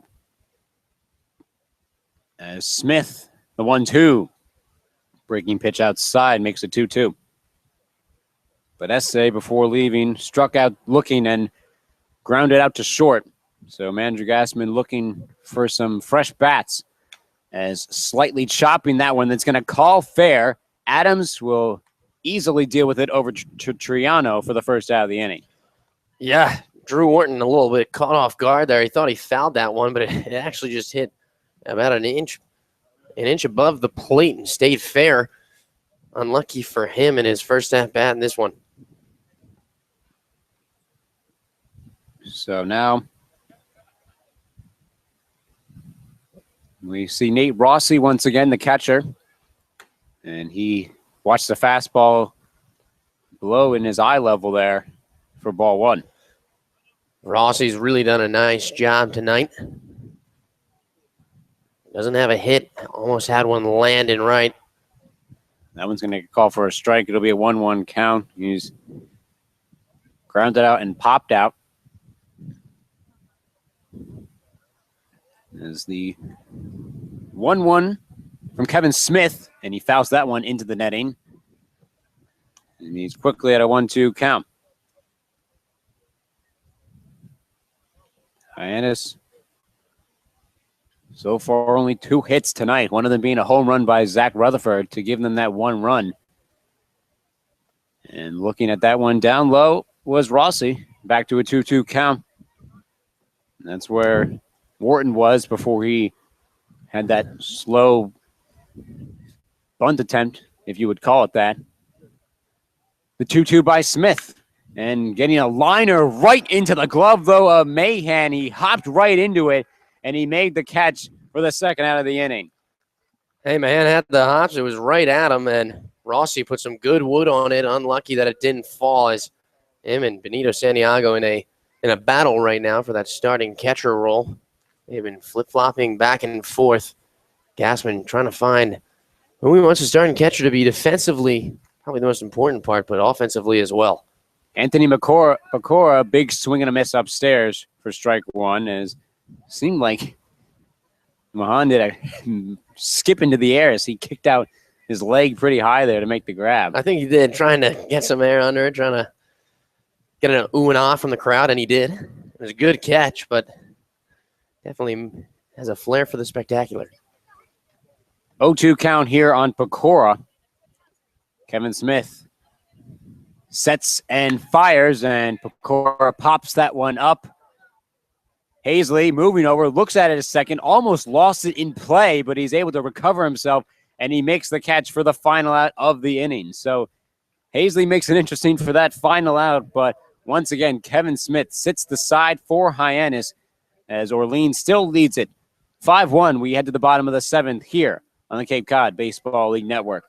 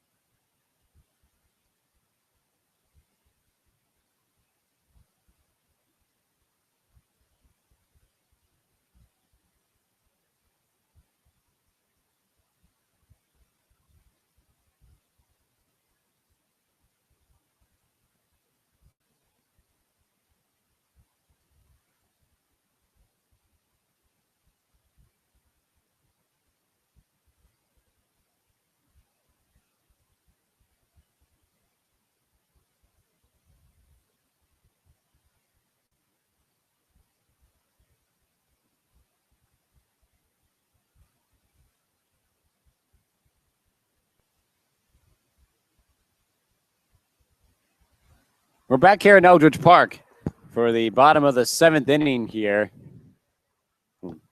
And the bright lights here. 5-1 lead for the Firebirds. And showing bunt but pointing it back was Brian Miller, the center fielder. As James Harrington still on the mound in relief for Charlie Barnes. Is that a Firebirds chant I hear in the background? They're trying to get it going here. A sizable crowd here tonight. As Harrington fastball, it looked like that went through the glove of Rossi. Hard to tell, though, but you let that one trickle away in a fresh ball for Harrington. Definitely a good crowd here for Orleans. A big crowd last night in Hyannis, and not many people up on the Cape yet. Wait about 2 weeks in. 6A, Route 6, they're going to be jam-packed. As Harrington now sets actually a 2-1 count, where he sets as umpire calls time as he saw the scoreboard, as did I. Was slightly confused as they had a 2-2. But it is 2-1. Harrington deals. Slight chopper over to short. Rutherford fires to Henry, but calling safe there was Miller as he beat out the play, and the leadoff man is aboard. Boy, he's got some wheels. Absolutely motors down that high chopper to short. At 21 stolen bases on the season. We'll see if he attempts it here with no outs in the bottom of the 7th inning. But he's got a big hitting lineup behind him. Riley Mahan up to the plate right now. So Harrington actually be the first time he'll work from the stretch in this relief appearance of Charlie Barnes with a man on first in Brian Miller. And Miller fakes bunt attempt by Riley Mahan, but goes out of bounds on right near the dugout of Hyannis for strike one. Miller already with 1 stolen base this season. We saw the wheels on that play, and we knew it coming in. The 0-1 by Harrington, showing bunt again. This time is successful. Harrington deals it over to first, but calling safe once again. The speed this time of Mahan able to get over to first, and now 2 men aboard and no outs here in the bottom of the 7th. Mahan absolutely motored down that bunt, and not much that Rossi or Harrington could do. They just couldn't get to it in time.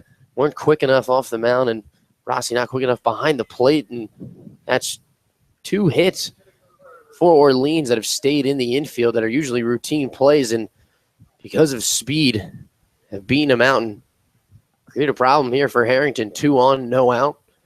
Bottom of the 7th inning, and Harborough still trying to climb themselves out of a 5-1 hole.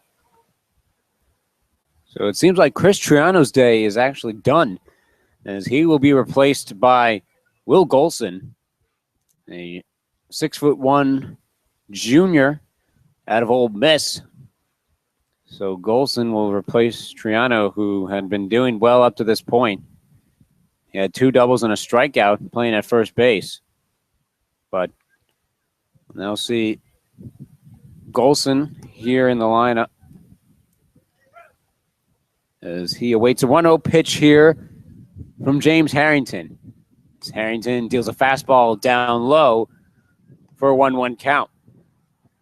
Yeah, Golson from Ole Miss having his first at-bat of the season just showed up here on the Cape.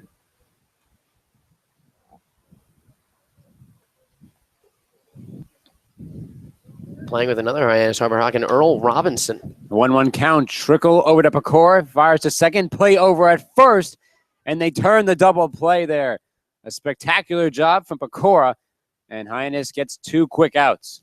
Hey, and that's why Anthony Pecora is playing third base tonight. Gets it out of his glove quickly, and also Tristan Hildebrand, that's why he's playing second base. What an exchange from Hildebrand. As motoring his way down the line was Will Golson. But Hildebrand just a step ahead. A 5-4-3 double play for Hyannis, with 2 outs now here in the bottom of the 2nd, with Orleans still leading 5-1. Although Miller will move over to third. Time is called once again. 1-0 count awaiting here for Adam Hazley. Harrington fires. Fastball outside. 2-0 count.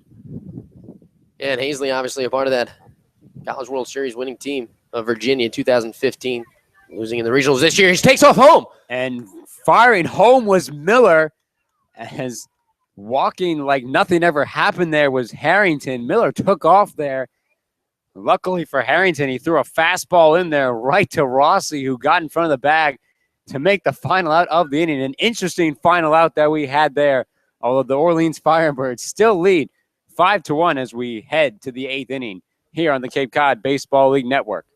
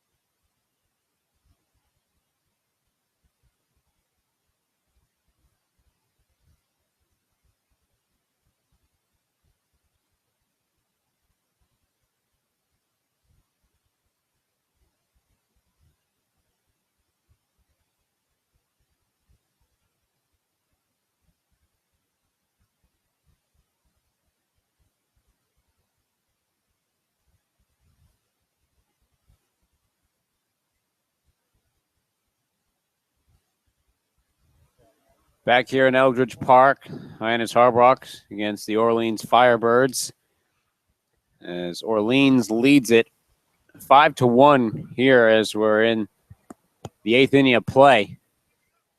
Cody Henry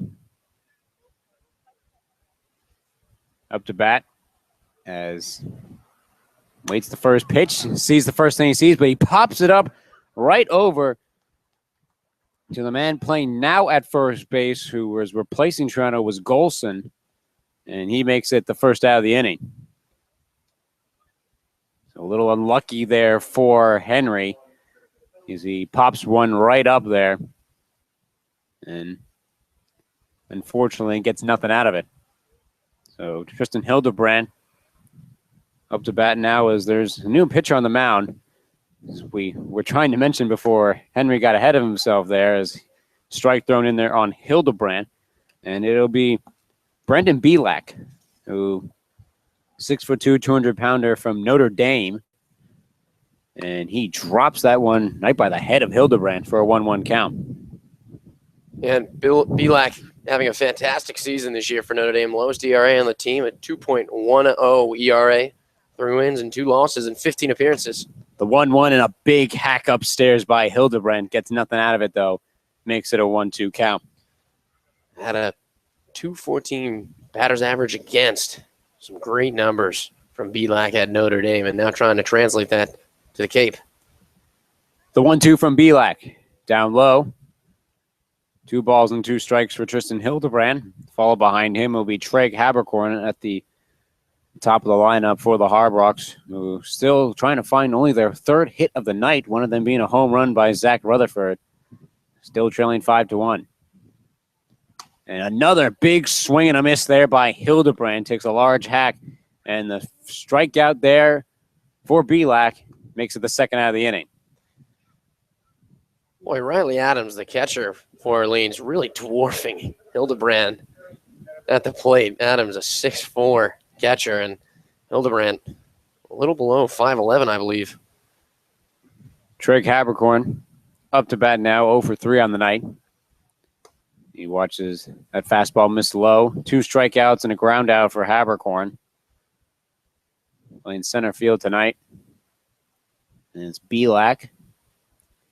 Sets in, readies and deals, and that one is down low as well. So quick 2-0 count here for Trig Habercorn. Belak has been falling behind a little bit in these counts, but he's been effective, the all-freshman ACC player in his sophomore year. 2-0 pitch, grounder over to Mahan, and he skies it over the glove of Golson and almost flies into the dugout of the Firebirds. It just hits the net, though. But getting safely to first base will be Habercorn. Yeah, just a misthrow there. Habercorn really motoring down the line, put a lot of pressure on Mahan to make that throw. Had to get it off quickly. They're in fact going to give Habercorn the hit there. It looks like he beat it out. It looks like he beat the throw out. It didn't look like he was going to get called out even if the throw was on line. So now Trey Truitt up to bat. He fouls that one off quickly over the fans' heads. Truitt so far reached on a fielder's choice, a ground out and walked. As Hyannis, 2 outs here in the top of the 8th inning, trailing 5-1. And a pickoff move over and just getting back safely there is Habercorn. As a very quick move there by Belak over to first. Yeah, and he knows Habercorn's got some speed on him. 1 for 2 on the year in stolen base attempts. Got thrown out at third base. At Bourne. The 0-1, Truitt fouls that one off in the opposite direction this time. Quickly at 0-2. And Trey Truitt just continuing to get better as he gets older. Raised his batting average 60 points from his freshman season to his sophomore season. 276 his freshman year, now 335 hitter at Mercer. Dominating. The 0-2 by Belak. And that breaking pitch doesn't fall fast enough. Makes it a 1-2 count. And Belak thought he had that pitch. He was walking off the mound to the dugout, but froze up there a little bit. Was left up in the zone. Truitt steps back in. Man on first and Trig Habercorn. Belak sets and deals, and a big hack and a miss there by Truitt for the final out of the inning. 2 strikeouts in this inning for Belak. And we will now head to the bottom of the 8th inning with the Orleans Firebirds leading 5-1 over the Hyannis Harbrox on the Cape Cod Baseball League Network.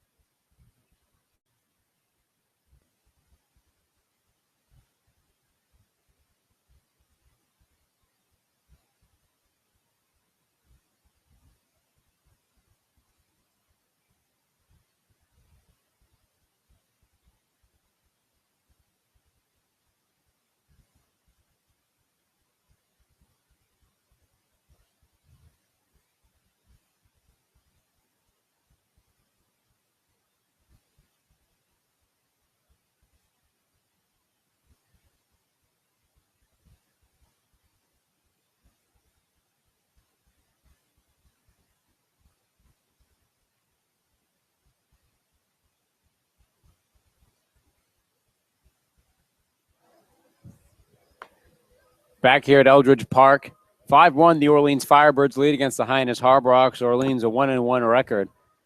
Played one less game than Hyannis, who is sitting at 0-3 and trying to win their first game of the season, although it's slowly slipping away here tonight in Orleans, as Hyannis will go to their third pitcher here, this time in Garrett Cave, who, for those of you who've been up to date with the season so far, not the first time we've seen Cave, so as he's appearing in his third game already, although the first game not helping him as much, as he very inflated ERA so far for Cave, but did much better in his second appearance as he throws that one in the dirt to will be Adam Hazley, who was up before Brandon Miller tried to steal home in the previous inning. Yeah, they gave the assist to James Harrington, the pitcher there, on that strike call. So a 1-1 count here to Hazley. Cave sets, deals, and that one called in the outside half for strike 2 and a 1-2 count. And you know, the thing about Garrett Cave is when he's on, he is unhittable. He throws about 95 miles an hour, has hit 103 times. So, and that one is roped, and that one is going to drop fair into left field. And it'll be a leadoff double here for Adam Hazley. And another situation for Hyannis with working the outfield as Orleans. They've done that earlier in the game and have been quieted a little bit, but have found a little life here against Cave early in the bottom of the 8th inning. First hit that Cave has given up. It was on a curveball that hung up in the zone, and Hazley punished him, the Virginia player. He's seen those pitches all too well. He knows what 95 looks like, but Cave was having success with his fastball. The off-speed pitch just didn't drop there. And Drew Warren unable to get it there, who replaced Cameron Este in left field. So a leadoff double for Adam Hazley. Riley Adams up to bat. Third hit of the night for Hazley. Had himself a nice opening game. Cave, fastball right by Adams, and he makes it a 1-1 count. And, you know, that's the thing with Cave is that he can blow the fastball by you, but when people start catching up, you got to have an effective off-speed pitch. And in his last outing against Harwich, had a solid inning, and his off-speed looked really nice, complementing that fast curveball. The 1-1 fouled into the netting for strike 2. I should say that fast fastball, but it is a fast curveball too. If he's throwing 95 on the fastball, it's coming in hot as well on the curve. Riley Adams, the catcher from San Diego, doubled in the first inning. 2 strikeouts backwards and frontwards since. A 1-2 count here for Garrett Cave. And he fires in that one right back up the middle there, right to Cave. Turning from third and turning on the gas will be Hazley, but he's going to get stopped midway. Firing back over there. Nice play by Henry, who was the cutoff man. So it'll stay runners at the corners with no outs here for the Firebirds. Nice play by Henry, but even a better play by Treg Habercorn. It was a ground ball up the middle. Ball started dying on the roll in shallow center field. Habercorn with some speed. He got in on it and made a really nice throw home. So Orleans trying to add a little bit more insurance. Here in the bottom of the 8th inning, they already lead 5-1 over the Harborhawks. And here is Peyton Squire, who is 0-3 tonight.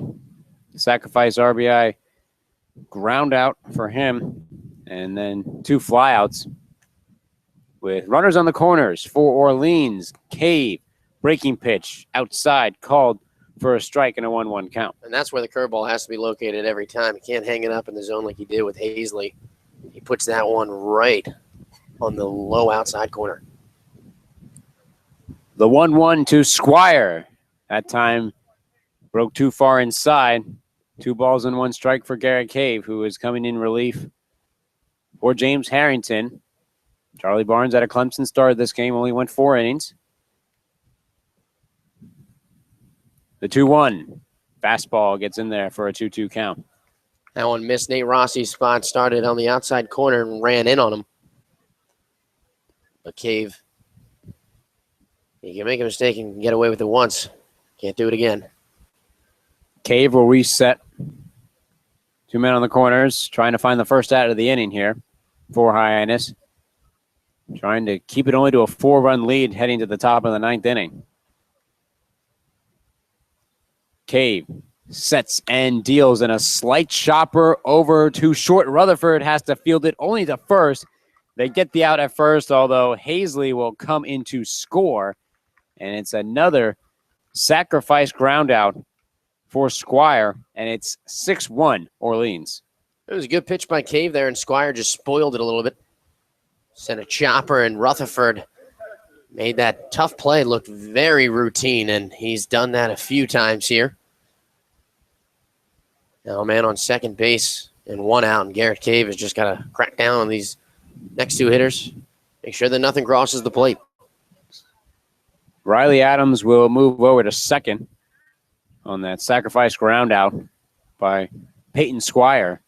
And a breaking pitch drops right in there on Joe Baker for strike 1, as Squire now has 2 RBIs to his name tonight, while Baker struck out in the first, reached on an error in the third, and then flew out to center. Fastball just hits down low for an 0-2 count to Baker. Yeah, Baker shaking his head on that one. Thought it was a little bit beneath his knees for a strike. But he had a good at-bat on that error. Had a really nice bunt, made the play close. Barnes just couldn't get the throw at first. The 0-2 to Baker. He thought about swinging, held it off as the breaking pitch came in low. It'll be a 1-2 count. Good waste pitch for Garrett Cave. We'll see if he comes back with the curveball again and waste another pitch, or if he just goes straight to the fastball for the finisher. 1-2 count, 1 out. Bottom of the 8th inning, 6-1 Orleans lead. Cave deals, swing and a miss at the deadly fastball there on Baker for the second out of the inning. And he had another pitch to waste in the curveball, but he got Baker off balance with that first curve, because he saw that Baker went to offer for it, so he just knew if he throws the fastball down the middle now, Baker is not going to have any chance of catching up to it. So here's Scott Hurst with 2 outs here.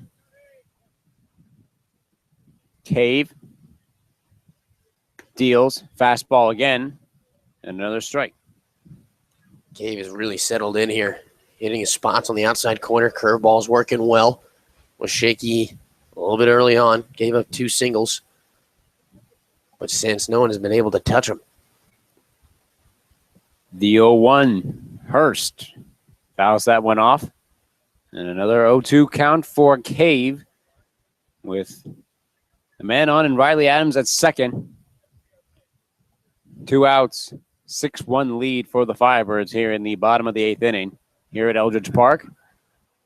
Hyannis trying to get their first win of the season, but it's seen it slowly slip away. 0-2 pitch here from Cave. He sets, deals fastball upstairs for ball 1.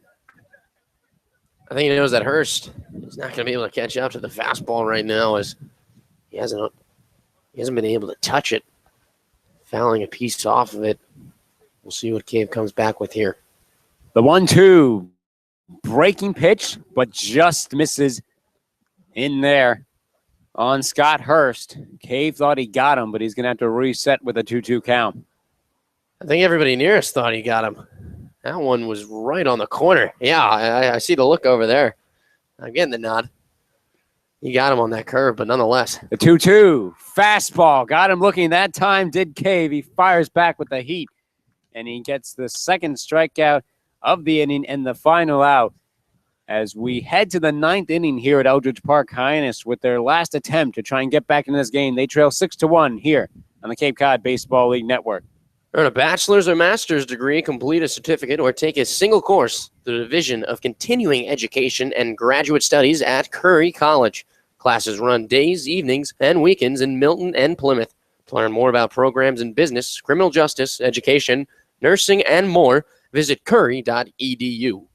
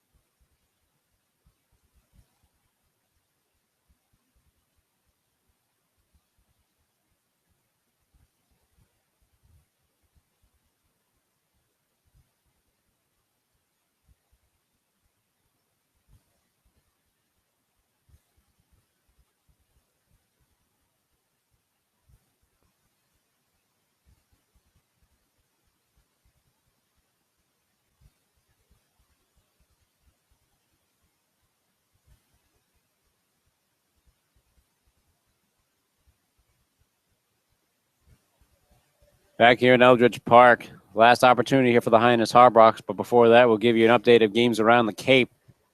Being late here at Eldredge Park, most games are finishing up. 3 games finished tonight. 5-4 win for the Falmouth Commodores against the Wareham Gatemen at Arnie Allen Diamond. And a 9-1 win for the Harwich Mariners against the YD Red Sox as Harwich stays undefeated.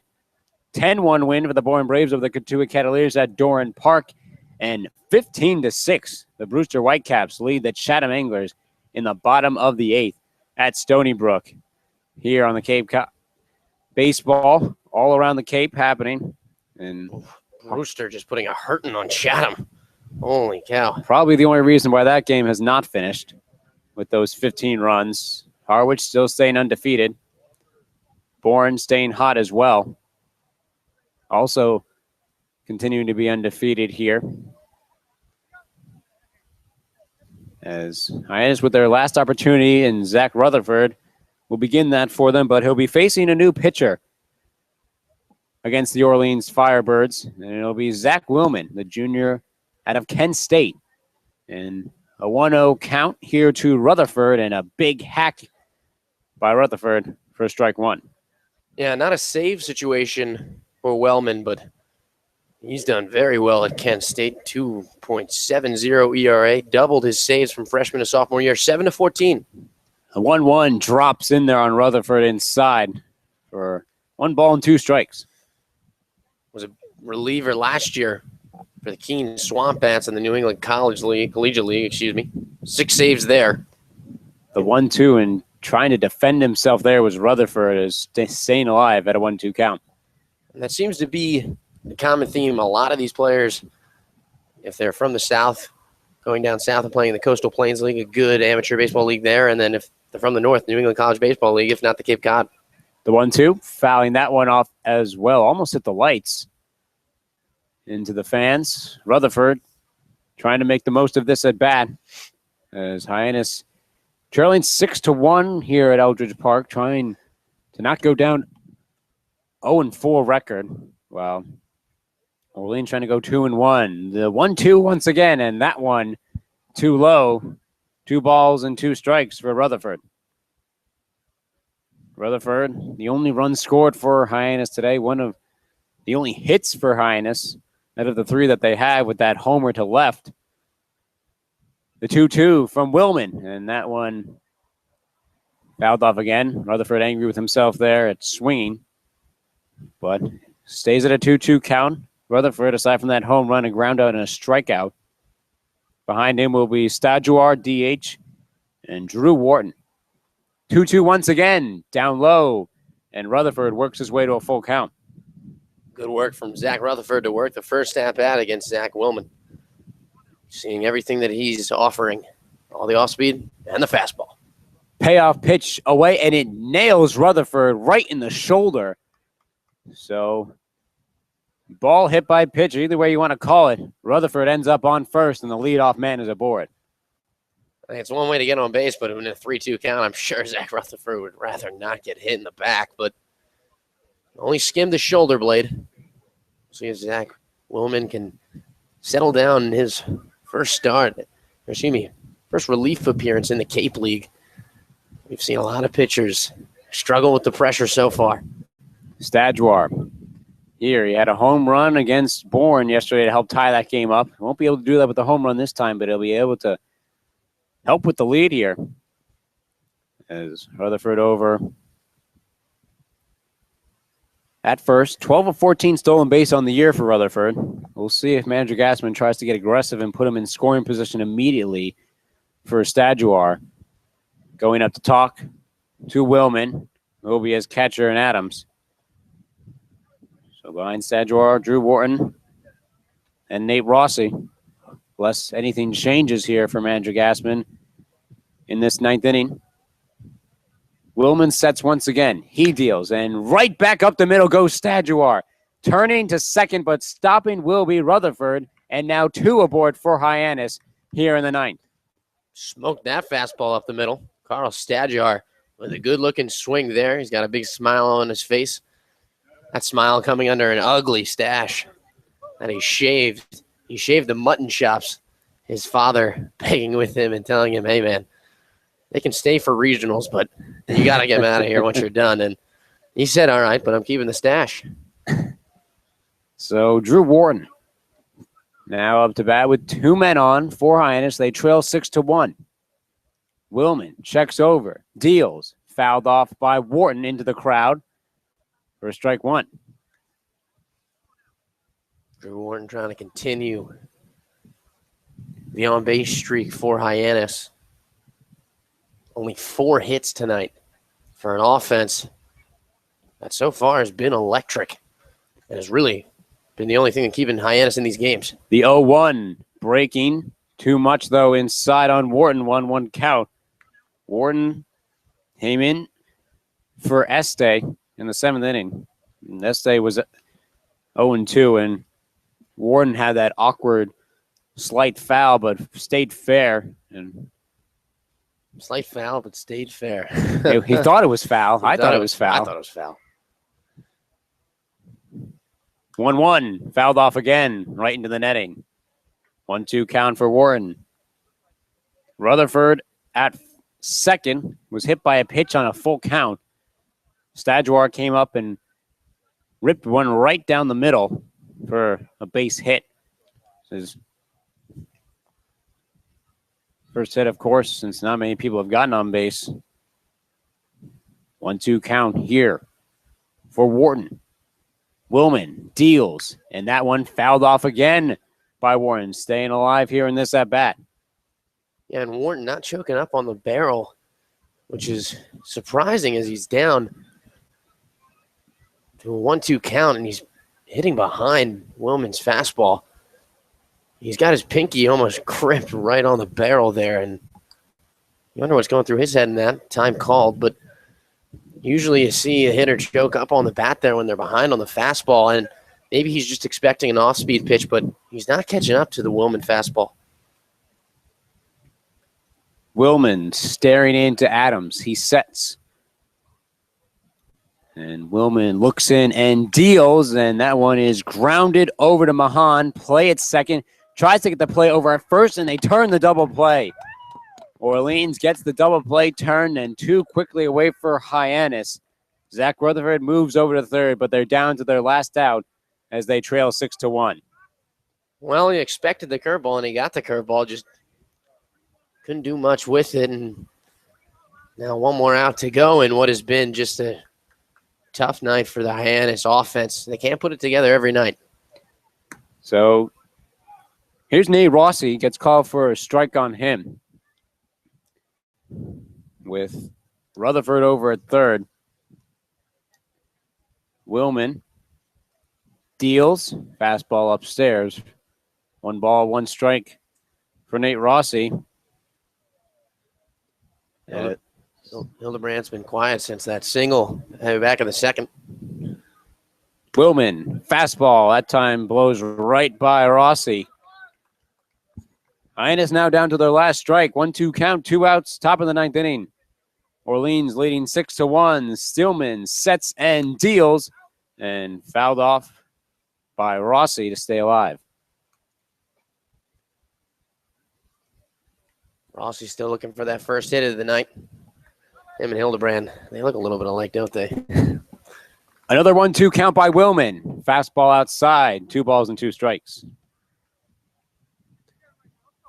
He's been good behind the plate. Hasn't had to throw out any runners. Hasn't been tested much, but now really needs a hit here. The 2-2. Slightly chopped, called foul. And at the very least, Nate Rossi staying alive in this at-bat. Yeah, hit off his shin there. Bounce in front of home plate. And Rossi fighting to stay alive. We'll see what Willman deals to him. He's thrown him curveball, fastball. 2-2 pitch, swing and a miss there by Rossi. Fastball goes right by him, and the Orleans Firebirds get the win 6-1 over the Hyannis Harborhawks, as Hyannis will fall to 0-4 on the season, and the Orleans Firebirds move to 2-1. And another disappointing way for Hyannis to go out, as they are only able to accumulate 3 hits on the night, one of them coming in that last inning by Stajuar, but the offense greatly stymied tonight by the Orleans Firebirds, Jack. Yeah, 12 hits on 6 runs, and Hyannis, they've been relying on their offense the whole season, just couldn't put it together. 4 hits, 1 run. They cut down on the errors. They had 5 last night, only 1 tonight by the pitcher Barnes, who overthrew first base on a bunt, but other than that, Orleans just couldn't. They just jumped out to an early lead, and Hyannis still looking for that first win of the season. It's early on, but when you lose 4 games like this in a row, it's just tough, and you're pushing to get that first win. They'll have another chance at that tomorrow at home against Falmouth. They will have that. Falmouth coming off the win against Wareham, and that is all you can do at this point for Hyannis, is continuing to look forward to. As once again, the final score here from Eldredge Park, 6-1, the Orleans Firebirds get the win, and Hyannis will continue to look for answers once again as they head back home tomorrow, their second home game of the season against the Falmouth Commodores. For my broadcast partner, Jack Heffer, I'm Gabe Sustick. Thank you all, ladies and gentlemen, for listening to this broadcast of Hard Rock Baseball. We hope you enjoy the rest of your evening and hope to see you tomorrow at McKeon Park. You've been listening to the Cape Cod Baseball League Network.